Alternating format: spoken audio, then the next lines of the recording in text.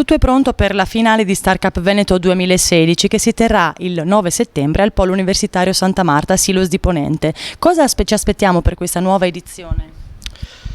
Ci aspettiamo che le migliori idee innovative presentate da almeno 3 soggetti attraverso un business plan che hanno subito una selezione durante un periodo di lavoro precedente possano presentare le loro idee e che vengano poi successivamente selezionate da un comitato per la definizione delle migliori 5 idee dell'innovazione nella Regione Veneto. Starcup Veneto è la sua 15ª edizione. Quando nasce e con quali obiettivi?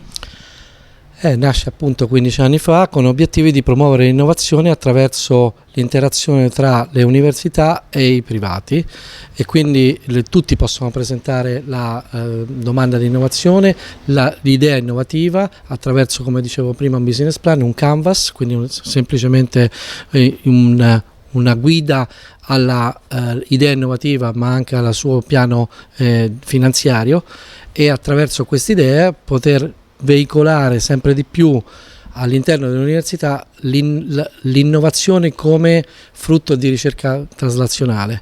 Questo è anche possibile farlo attraverso non ambienti universitari, tant'è vero che ci saranno alla Starcup Veneto finale di Verona, ci saranno alcune idee presentate attraverso le università o da persone che vivono all'interno delle università, ma anche da persone che non vivono nelle università e quindi aperte a tutti, aperte all'innovazione e all'idea brevettuale.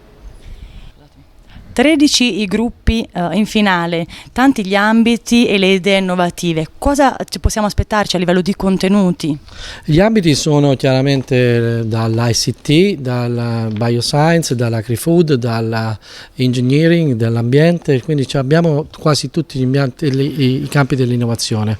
È chiaro che molte idee innovative vengono dall'ICT, ci saranno molte idee che hanno a che fare con la promozione e la realizzazione di nuove app, ma anche idee innovative all'interno del life science, delle scienze della vita, dell'agroalimentare e dell'ambiente, dove queste idee innovative hanno chiaramente una grande opportunità di poter veicolare ricerca approfondita di base attraverso aziende o idee o brevetti o possibilità di realizzazione pratica di idee che possono essere realizzate il prima possibile o attraverso una incubazione all'interno delle università o nei vari incubatori possibili oggi in Veneto ma anche in altri luoghi.